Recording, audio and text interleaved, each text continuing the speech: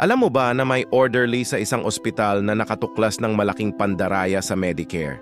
Si Juan, isang hospital orderly, napansin na ang mga matandang pasyente ay pinapauwi ng maaga para hindi lumampas sa insurance limits.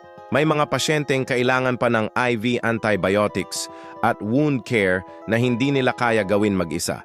Sinabihan siya ng mga boss na wag na makialam. Binanta pa siya na matatanggal sa trabaho, pero hindi siya tumigil. Habang nag-aaral ng nursing sa gabi, nag-document siya ng lahat. 4 na buwan, 47 kaso. Mga pasyenteng bumalik sa loob ng ilang araw na mas malala pa ang kondisyon. Nang ipresenta niya sa administrasyon, sinabi nila na lumalampas siya sa role niya. Pero dahil sa detalyadong dokumentasyon niya, nag-investigate ang State Health Department.